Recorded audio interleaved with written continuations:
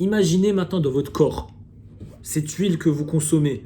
Après, vous allez vous demander pourquoi est-ce que vous puez de la gueule alors que vous êtes brossé les dents 3 fois. Pourquoi est-ce que vous puez du corps alors que vous mettez du déo, vous mettez du parfum.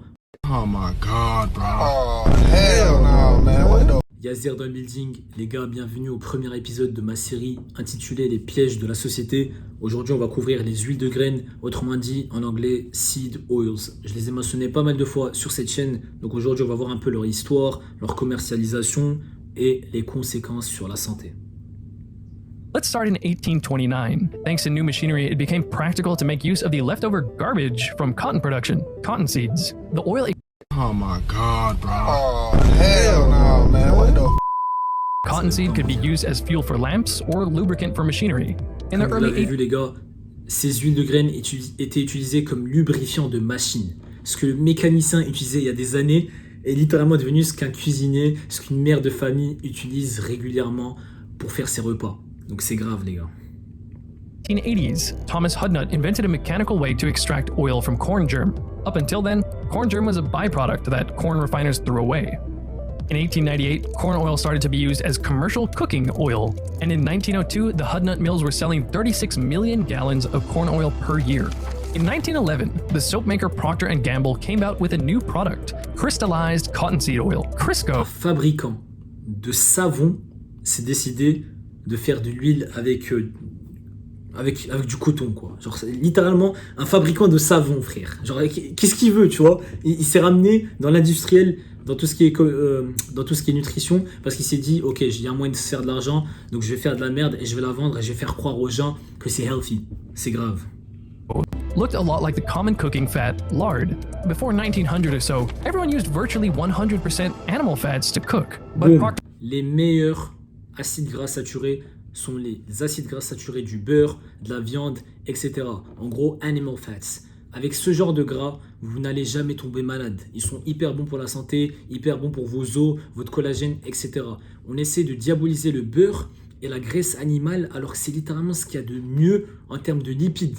On essaie de vous pousser un agenda et vous dire oh prenez ces huiles de graines, elles sont bonnes pour le cœur, bonnes pour le cholestérol, tout ce bullshit. Alors que ces huiles de graines sont littéralement la racine de toutes les maladies qu'on voit aujourd'hui, de l'obésité, etc. Donc réveillez-vous les gars et comme on dit, reject modernity, embrace tradition. Avant, les gens prenaient toujours du beurre, de la graisse animale, etc. et ne tombaient quasiment jamais malades et n'avaient jamais de crise cardiaque. Aujourd'hui, vous voyez le nombre de crises cardiaques, vous voyez le nombre d'huile de graines consommées tous les jours. Donc les gars, il faut vraiment se réveiller.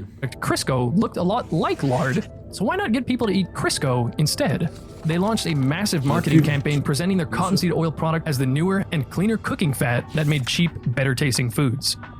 In 1911, Procter & Gamble spent about $5 million in a medical journal. You see, heart disease was actually a very rare condition before the 1900s or so. Crisco continued to ramp up their advertising, and in 1916, Crisco sales had reached 60 million pounds. The AHA recommended everyone to replace saturated fats like those found in animal fat with the polyunsaturated fats like those found in vegetable oils to prevent heart attack and... Et voilà le piège de la société. Comme je vous l'ai dit, diaboliser le beurre et les graisses animales pour encourager la consommation d'huile végétale et d'huile de graines. C'est ça le plan. It's 94% unsaturated. No oil is lower. By the way, saturated fat consumption didn't really correlate with rates of heart disease before or after 1961 when the AHA made their recommendation. And remember, we ate close to 0 grams of polyunsaturated fat-rich vegetable oils before 1900 when heart disease was rare. Okay, so we went from 0 in 1865 to 80 grams a day. Now let me just say, this is an infinite increase in vegetable oil consumption. That makes this the single greatest change to nutrition in all of history. I don't think anything else can even begin to compare. A third of our diet is coming out of factories that make these oils. C'est ça les gars. Tout ce qui est industriel est fait de ces huiles. Allez dans les supermarchés, soyez curieux. Regardez ce que vous consommez. Même les tortillas que vous trouvez dans les supermarchés sont faites de ces huiles de graines. L'huile de tournesol, l'huile de soja, l'huile de palme, l'huile végétale. Toutes ces huiles toxiques sont présentes dans les produits industriels. Donc faites super attention les gars. Moi je rigole plus avec ça. Quand je vois, par exemple les frites, je les mange plus parce que je sais qu'elles sont frites dans de l'huile de graines. Ok, elles sont pas frites dans du beurre ou ils sont pas frites dans tallow comme on dit aux États-Unis. Je pense c'est une sorte de graisse animale. Vous voyez. Donc aujourd'hui, je mange plus de frites. Aujourd'hui, je mange pas de friture parce que je sais automatiquement et j'associe le fait que cette friture est faite avec des huiles de graines parce que c'est l'huile qui supporte la chaleur. Vous pouvez parler à des mamans et tout, elles vont toujours vous dire oui, j'utilise pas l'huile d'olive parce qu'elle supporte pas la chaleur. C'est vrai, mais il y a l'option du beurre, il y a l'option de la graisse animale. Pourquoi est-ce que tu vas utiliser une huile de graine qui est toxique pour toi, qui peut littéralement te rendre obèse, qui reste dans ton corps, qui s'oxyde dans ton corps, etc. juste parce qu'elle supporte mieux la chaleur? Il y a des options. Donc les gars, réveillez-vous s'il vous plaît.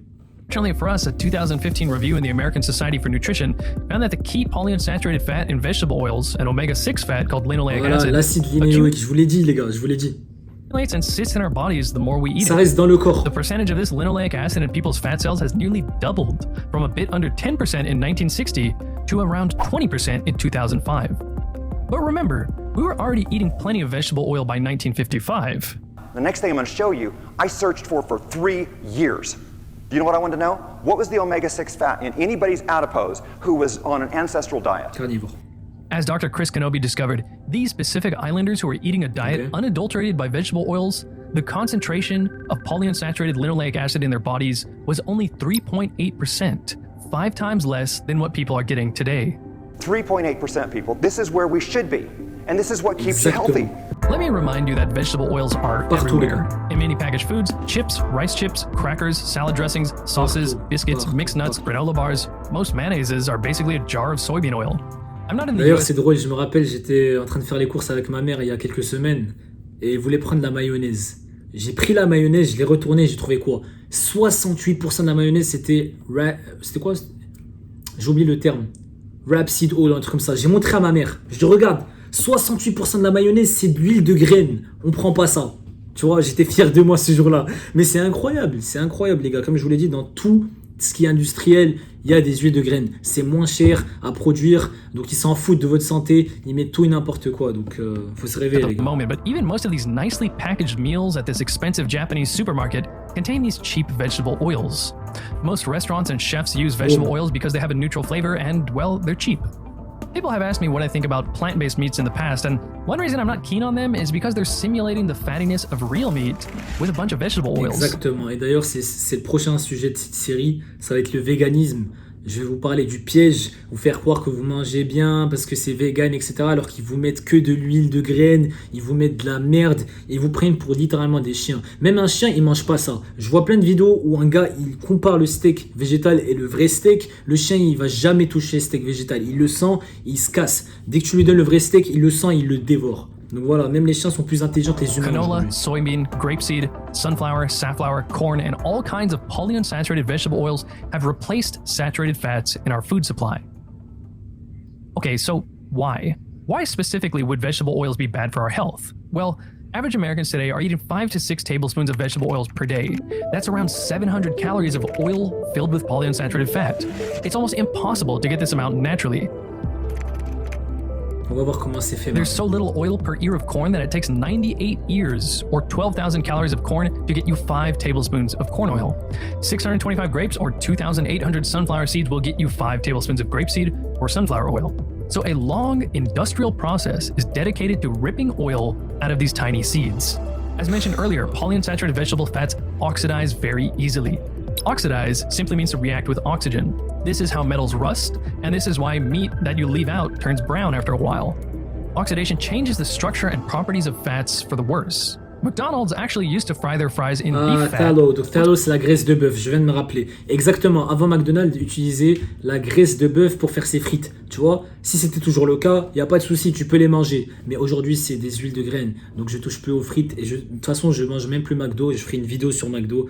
It was a Donc, really good ça fait idea des because années it que j'ai pas tasted touché à better, cette merde. and the saturated fat in the beef fat is very resistant to oxidation. It's been common knowledge for a very long time that it's the unsaturated fats that are fragile, and polyunsaturated fats, monounsaturated oleic acid, you find in olive oil. This is why your expensive bottle of olive oil is dark green and says to store it in a cool, dark place. Olive oil is mostly monounsaturated fat, but 10% of it is fragile polyunsaturated fat. Exactement. Donc l'huile d'olive, en fait, il y a entre 10 et 13% d'acide linéloïque. Vous voyez, c'est pas beaucoup comparé aux huiles de graines où c'est littéralement que ça. Donc l'huile d'olive, c'est acceptable. En plus, en général, tu mets pas trop d'huile d'olive parce que c'est trop calorique. Donc je mets juste un peu et il y a plus de bienfaits que de mauvais trucs. Donc l'huile d'olive, c'est acceptable. Since light, exposure to oxygen, and especially heat all speed up oxidation, the olive oil will oxidize faster and worsen the flavor if you don't store it properly. That's because when fats oxidize, they produce oxidation products that give the fat a bad flavor, and these oxidation products are actually toxic. For example, the toxic aldehydes. En plus du mauvais goût que ça donne, en général, c'est pour ça qu'ils font quoi? Ils désodorisent l'huile. Vous voyez, parce qu'il y a tout un processus où vous faisiez vraiment chauffer les graines, etc. Vous faites chauffer plusieurs fois et ça donne une odeur dégueulasse. Donc ils désodorisent cette huile et rajoutent des additifs, etc. pour la rendre délicieuse. Vous voyez. Donc le truc, c'est que imaginez maintenant dans votre corps cette huile que vous consommez. Après, vous allez vous demander pourquoi est-ce que vous puez de la gueule alors que vous êtes brossé les dents 3 fois. Pourquoi est-ce que vous puez du corps alors que vous mettez du déo, vous mettez du parfum. Les gars, je vous dis toujours, traitez la racine du problème. La racine du problème, c'est votre alimentation. Aujourd'hui, si vous arrêtez de manger ces huiles de graines et que vous mangez des œufs, vous mangez de la viande, vous mangez des fruits, du miel, etc., vous n'allez pas vraiment sentir mauvais. Vous n'allez pas vraiment puer de la gueule. Vous voyez? Donc, il faut vraiment toujours traiter la racine du problème. Heat is a great way to oxidize fats, and vegetable oil is repeatedly heated long before it ever arrives in a kitchen. There are many steps to create edible oil, and several of them involve very high heat. The oil is heated to 80 degrees Celsius during the acid wash process. In the neutralization process, the oil can get up to 95 degrees Celsius. The bleaching earth step is carried out between 90 and 110 degrees centigrade for 30 minutes. At this point, the oil has oxidized so much that it's rancid and would taste terrible and smell awful if you ate it as is. It's a final intensive deodorization process. During this extensive deodorization process, the oil is heated once again and can reach as high as 260 degrees Celsius or 500 degrees Fahrenheit. That's 125 degrees hotter than the temperature needed for deep frying. So, something I've been thinking about is, if this is such a big deal, why isn't it a bigger topic? Why aren't more people interested in vegetable oils the way people are interested in the health effects of, say, sugar? Well, I think the difference is sugar tastes and makes us feel great. If you took it out of your food, you'd definitely notice. So I think some people intuitively think, this has got to be too good to be true. Maybe sugar is bad for me. But with vegetable oils, they're a lot like the sawdust in William Osman's Rice Krispie treats. They're just there, hard to notice, hiding in your food. I mean, how often do you think about the fat used to make your food? If someone swapped the sugar in your coffee with stevia or Splenda, you'd notice pretty quickly. But could you even tell if the aromatic vegetables you ordered at a restaurant were sautéed in canola oil instead of butter? Bref, donc voilà les gars, vous avez tout devant vos yeux. Vous savez maintenant que les huiles de graines sont toxiques pour le corps, les différentes maladies, Alzheimer, l'obésité, problèmes cardiovasculaires, infertilité aussi. C'est pas mentionné dans la vidéo, mais il y a des études qui le couvrent. Donc aujourd'hui, vous avez ces gros facteurs qui peuvent ruiner votre santé. Donc si vous avez vraiment un gros intérêt pour votre santé, si vous vous intéressez à tout ce qui est nutrition, if you care enough pour ta santé, tu vas arrêter de manger ces huiles de graines ou bien tu vas essayer de les minimiser vraiment de temps en temps. Moi perso, ils sont littéralement éliminés de ma diète. Je fais super attention. Maintenant, c'est que le beurre, que l'huile de coco. C'est tout. Beurre, huile de coco comme gras. Donc j'essaie de ne pas manger dehors et j'essaie de ne pas manger les repas ou bien les trucs où il y a de l'huile de graines. Ok, que ce soit industriel, ce que vous voulez. Je lis tous les ingrédients. Donc oui, j'ai plus envie de manger ces huiles. Et faites attention, n'hésitez pas à partager cette vidéo à vos mères. Elles savent pas, elles utilisent ces huiles parce qu'elles croient qu'elles sont bonnes pour le cholestérol, pour le cœur. C'est du bullshit, c'est que du marketing les gars. Il n'y a rien de plus dangereux que ça. Continuez à faire vos recherches et faites toujours attention les gars. Dès que vous avez un problème de santé, on traite la racine du problème et non pas les symptômes. Donc voilà les gars, j'espère que vous avez aimé le premier épisode de cette longue série. On se retrouve dans pas longtemps pour une nouvelle vidéo. Ciao!